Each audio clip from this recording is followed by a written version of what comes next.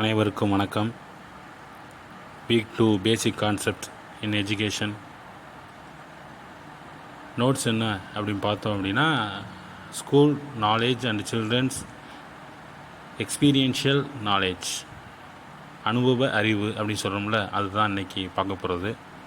இன்னொரு டாபிக் இருக்குது, universal facts நாலேஜ்னு. முதலாவதாக school knowledge. It is a formal kind of knowledge. School knowledge அப்படின்னாலே அது ஃபார்மல் கைண்ட். அதுதான், அதாவது ஸ்கூலுக்கு போகிறோம், கற்றுக்குறோம், தெரிஞ்சுக்கிறோம். ஆனால் இங்கே இருக்கிறது எக்ஸ்பீரியன்டல் நாலேஜ், அனுபவ அறிவு. இப்போ அனுபவ அறிவு it is A not a formal knowledge. முறையாக அனுபவம் பெறுவதற்கு பள்ளிக்கு போகிறோம். இது அனுபவம் பெறுவது, அதாவது இப்போ குழந்தை எந்திரிக்குது, நடக்குது, ஓடுது, 4 விஷயங்களை கற்றுக்கிறது வீட்லேயே அப்படின்னா அது informal knowledge acquired from the experience. It is a experiential knowledge. It is also the informal knowledge gained from the experience. நம்ம அனுபவத்திலேருந்து நம்ம என்ன பண்ணுறோம், ஒவ்வொன்றா நம்ம நாலேஜ் இம்ப்ரூவ் ஆகிக்கிட்டே இருக்குது. இந்த எக்ஸ்பீரியன்டல் நாலேஜ் அப்படின்னு பார்த்தோம் அப்படின்னா அனுபவ அறிவு வேறு ஒன்றுமே கிடையாது. அதை 2 பேர் டிஃபைன் பண்ணுறாங்க, Lewis Williams. Learning from experience or learning by doing, அதுதான் பார்த்தீங்க அப்படின்னா இந்த எக்ஸ்பீரியன்டல் நாலேஜ். இது எதை என்கரேஜ் பண்ணுது அப்படின்னா reflection thinking about the experience. அதாவது நான் என்ன கற்றுக்கிட்டேன், இந்த அனுபவத்தில் நான் என்ன பெற்றுக்கொண்டேன், இதனால் நான் அடுத்த கட்ட நகர்வு என்ன,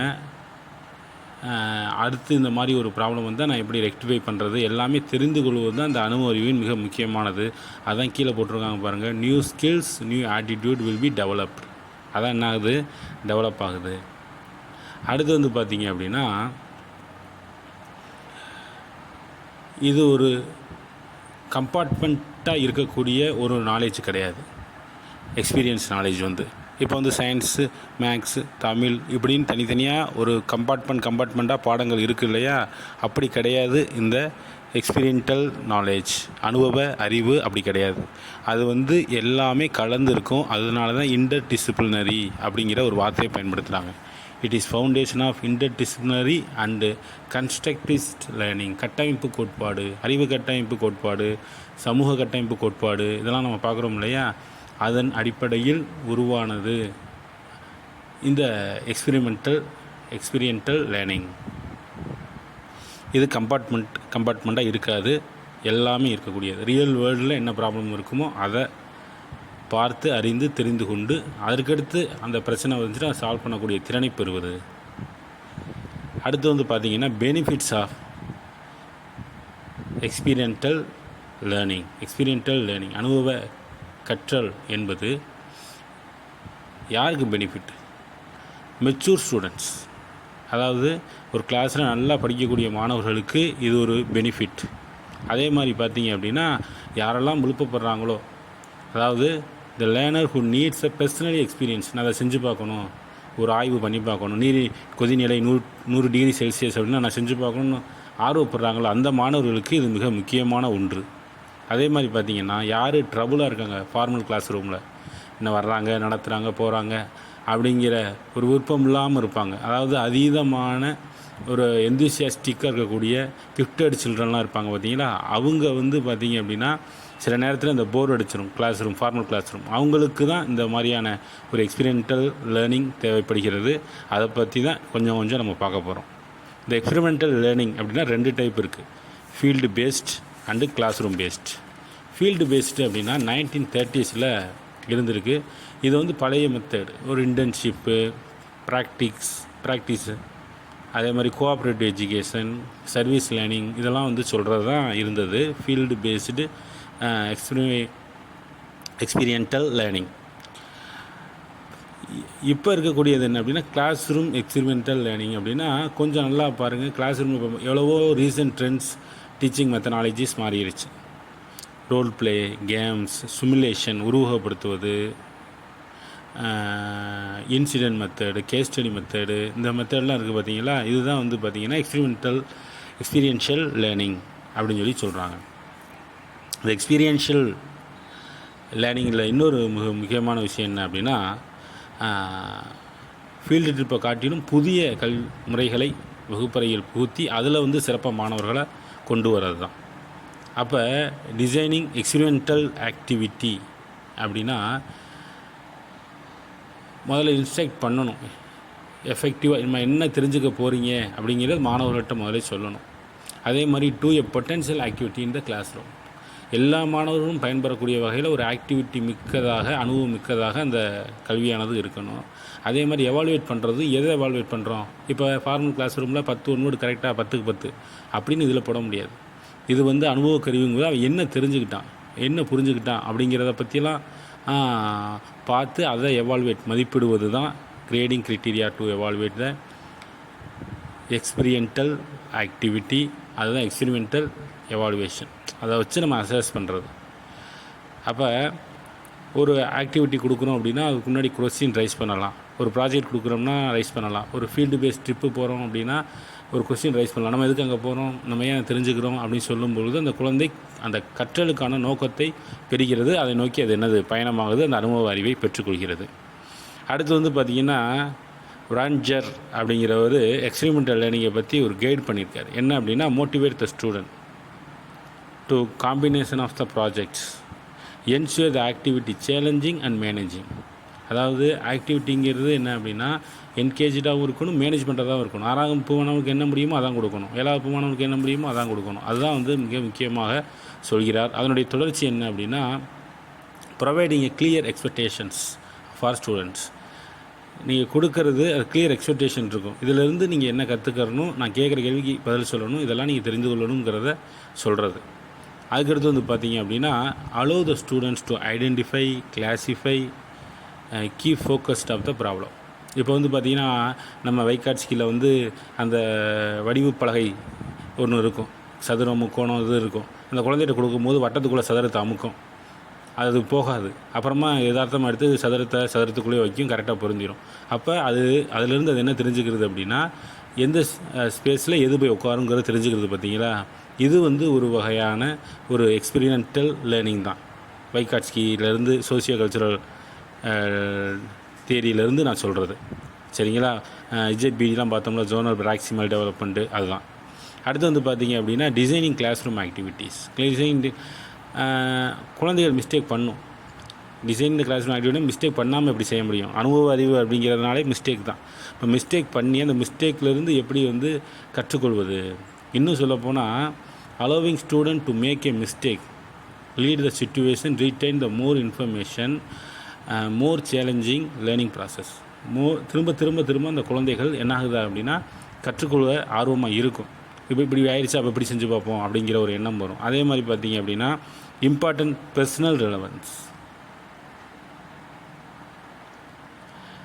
எமோஷனலாகவும் இன்டெலெக்சுவலாகவும் ஒரு அட்டாச்மெண்ட்டோடு அந்த வேலையில் அவங்க ஈடுபட வேண்டும். மாணவர்கள் வந்து ஏனோதானோன்னு ஈடுபடக்கூடாது. அதனால தான் வந்து பர்சனல் இந்த ரெலவன்ஸ் வந்து ரொம்ப முக்கியம்.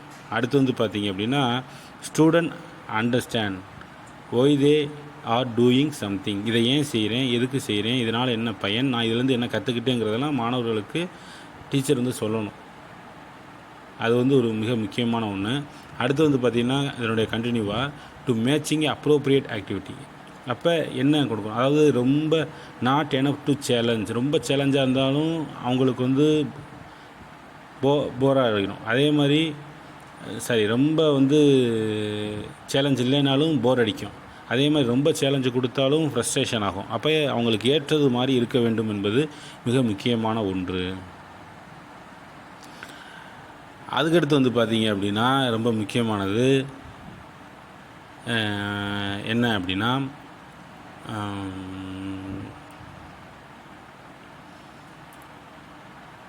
Designing the external activity. அப்போ என்ன பண்ணலாம் அப்படின்னா என்ன அவுட்கம் வரணுங்கிறத சொல்லலாம். அதே மாதிரி பார்த்திங்க அப்படின்னா பர்சனல் ஒர்க் கொடுக்கலாம். அதே மாதிரி ஃபீட்பேக் மாணவர்களுக்கு நாம் அளிப்பதன் மூலம் என்ன பண்ணலாம், அந்த மாணவர்களை நம்ம வழி நடத்தலாம்.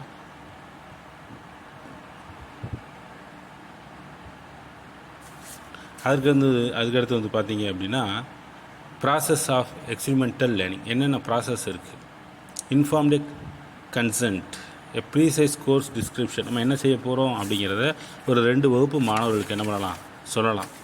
எஸ்டாப்ளிங் த கான்க்ரீட் விஷன், அதாவது provide the initial structure of the focus, judges the course goals.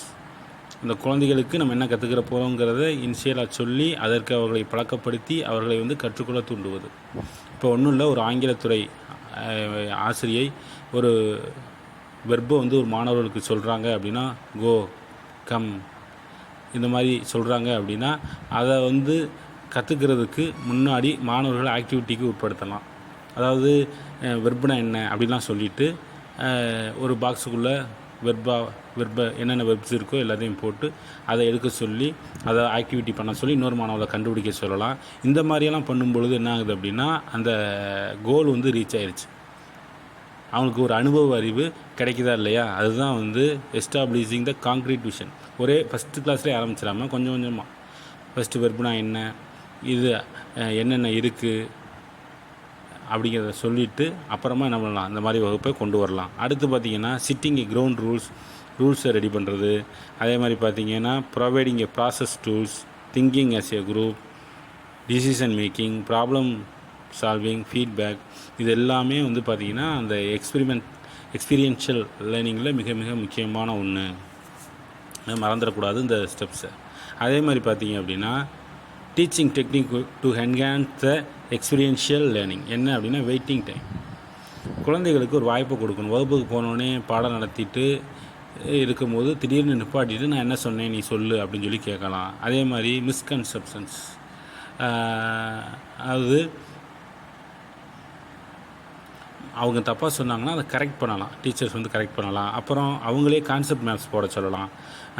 இப்போ இந்த இது படித்தோம் இல்லையா, இதை கான்செப்ட் மேப் போடுவா அப்படின்னு சொல்லலாம். சொல்லும் பொழுது அவங்க என்ன தெரிஞ்சுக்கிட்டாங்கிறத ஒரு ஓரலாக அவங்க என்ன பண்ணலாம் சொல்லலாம். இல்லை கான்செப்ட் மேப் போட்டாங்கன்னா இன்னமும் என்னது டீச்சருக்கு எவ்வளோ தூரம் புரிஞ்சுருக்காங்கிறதும் புரிந்து கொள்ள முடியும். அடுத்து வந்து பார்த்திங்கன்னா require the learner explain and apply, அவங்க படித்ததை அவங்க கேட்டதை சொல்லலாம், அதை அப்ளை பண்ணி ஏதாவது ஒரு சின்ன ப்ராஜெக்ட் கொடுத்து செஞ்சுட்டு வர சொல்லலாம். கொஸ்டினிங், அதே மாதிரி டீச்சர் வகுப்பில் கொஸ்டின் கேட்கலாம், அதை ஒரு அசஸ்மெண்ட்டாக பயன்படுத்தி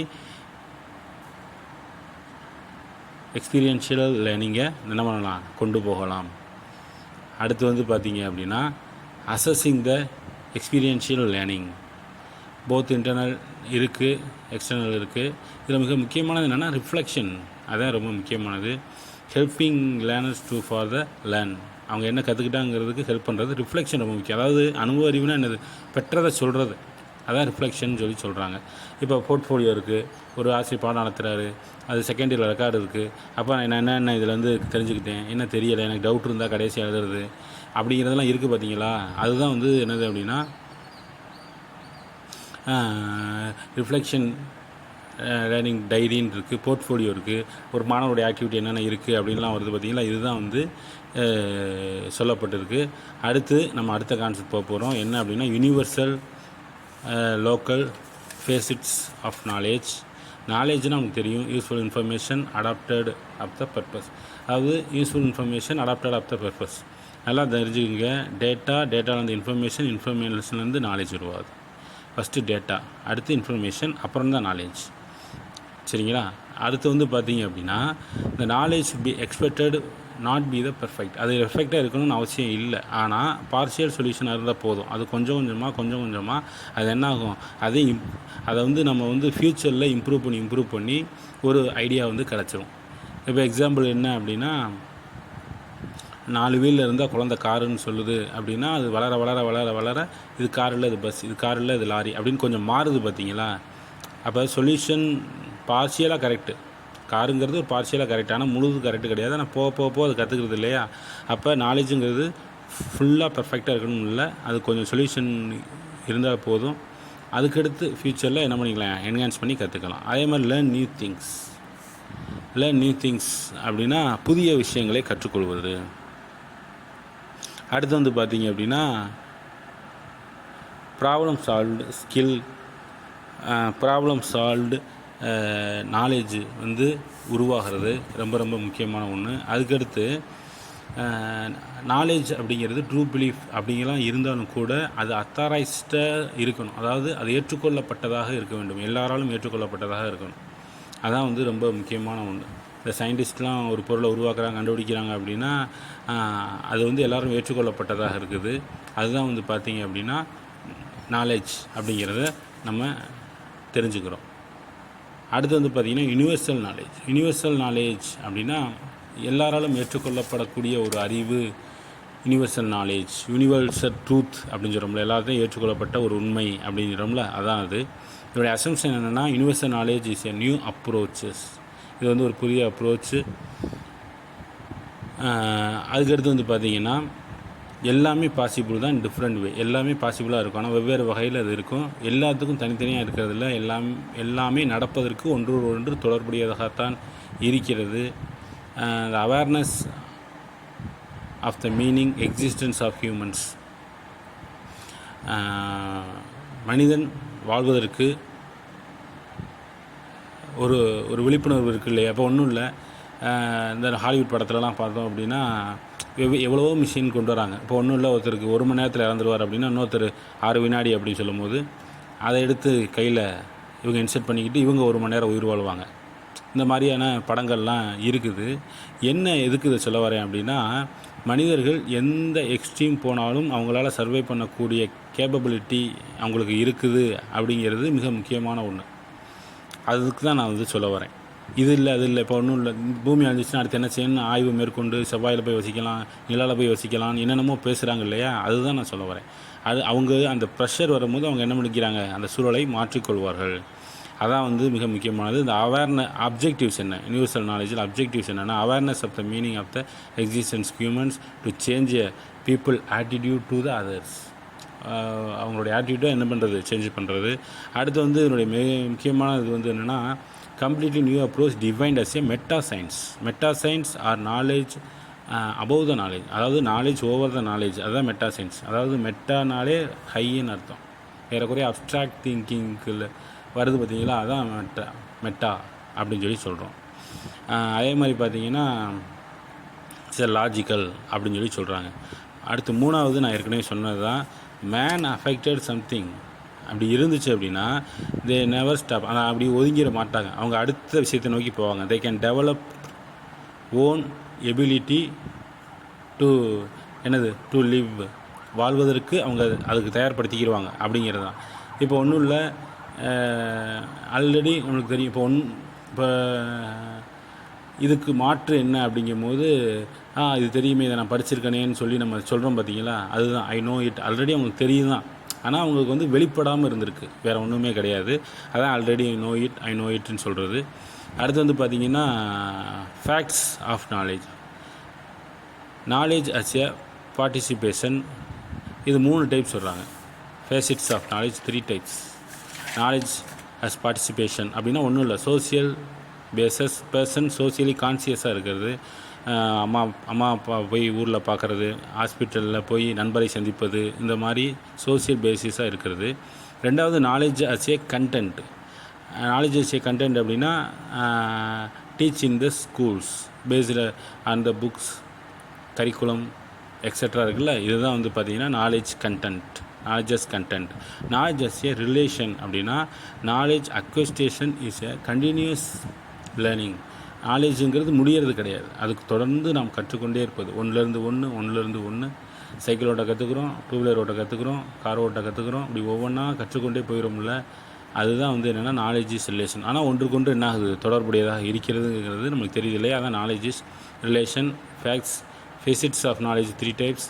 அடுத்து வந்து பார்த்திங்க அப்படின்னா ஃபேசிட்ஸ் ஆஃப் நாலேஜ் சோர்ஸஸ் என்ன அப்படின்னா லாஜிக்கல், யூனிவர்ஸில் பற்றி தெரியும். லாஜிக்கல்னு என்னது, history, problem of people, economic data, study social science, இதெல்லாம் பற்றி பார்க்குறது. ஜியாகிரஃபி, ஹிஸ்ட்ரி, கல்ச்சர், கண்டிஷன்ஸ், இதெல்லாம் பற்றி பேசுகிறது தான் இந்த லாஜிக்கல். யூனிவர்ஸில் பற்றி நம்ம பார்த்துட்டோம். காங்க்ரீட் அப்படின்னா sense by organ of organ போட்டிருக்கேன். சென்ஸ் பை ஆர்கனால் நம்ம டேஸ்ட் ஆஃப் ஃபுட்டு. அப்ஸ்ட்ராக்ட்னா லாங்குவேஜ் கண்டென்ட். நிலவில் நடக்கிற மாதிரி நம்ம இன்னும் ஃபீல் பண்ணுறது, நிலவில் நடக்கிற மாதிரி ஒரு வீடியோ இருக்குன்னா நம்மளும் நடக்கிற மாதிரி நினச்சிக்கிறது. இப்போ எக்ஸாம்பிள் என்ன அப்படின்னா, வார்த்தையில் சொல்லியே அந்த விஷயத்தை புரிய வைக்கிறது.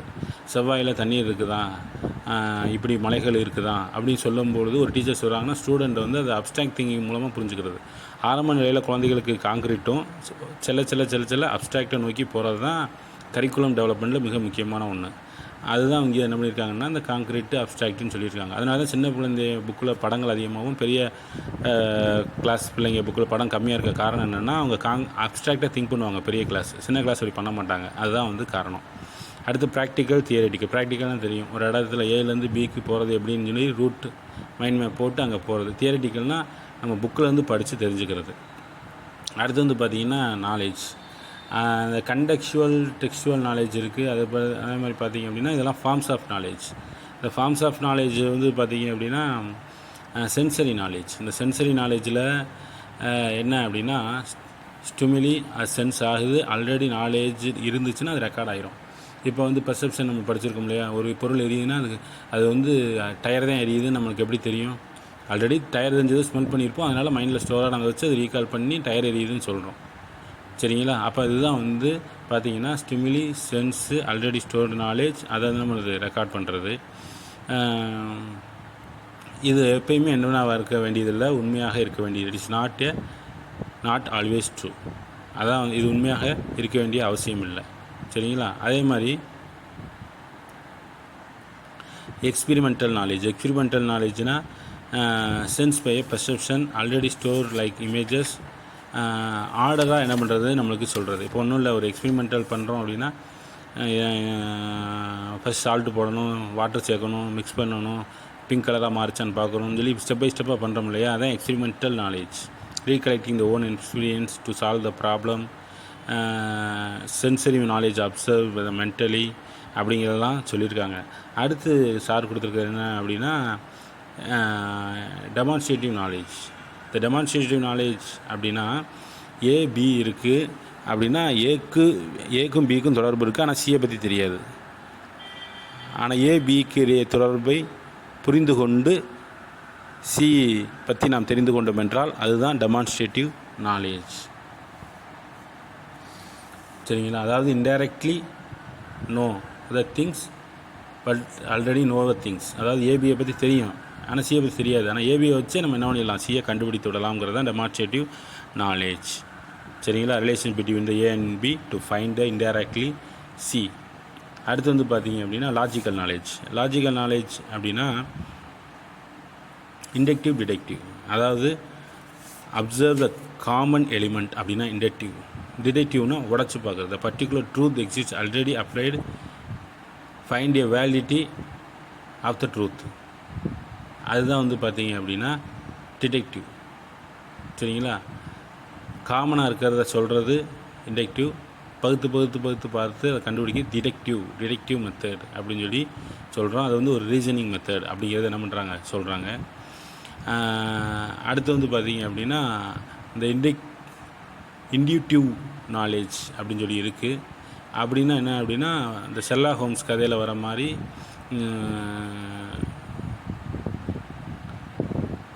ரொம்ப மைன்யூட்டாக இது நடந்திருக்கலாம் அப்படின்னு சொல்லி கண்டுபிடிச்சி போகிறது தான் இன்டியூட்டிவ் நாலேஜ். அடுத்து ரிவீல்டு நாலேஜ்னால் divine knowledge, God knowledge, Veda, Quran, Bible. Digital knowledge அப்படின்னா knowledge based on the sound, music, text, image, voice எல்லாத்தையும் சேர்த்து சொல்கிறது தான் இந்த டிஜிட்டல் நாலேஜ். Binary number 0-1. நம்ம அப்படி தான் என்ன பண்ணுறோம்னா இணையத்தில் இருந்து நம்ம விஷயங்கள் நம்ம என்ன பண்ணுறோம் கேதர் பண்ணி தெரிஞ்சுக்கிறோம். இதெல்லாம் வந்து பார்த்திங்க அப்படின்னா அந்த ஃபார்ம்ஸ் ஆஃப் நாலேஜ்லாம் செகண்ட் இயரில் 4th செம்மில் கேசியில் இருக்குது. நீங்கள் மேலும் படித்து தெரிந்து கொள்ளுங்கள். மீண்டும் அடுத்த வகுப்பில் சந்திப்போம். நன்றி, வணக்கம்.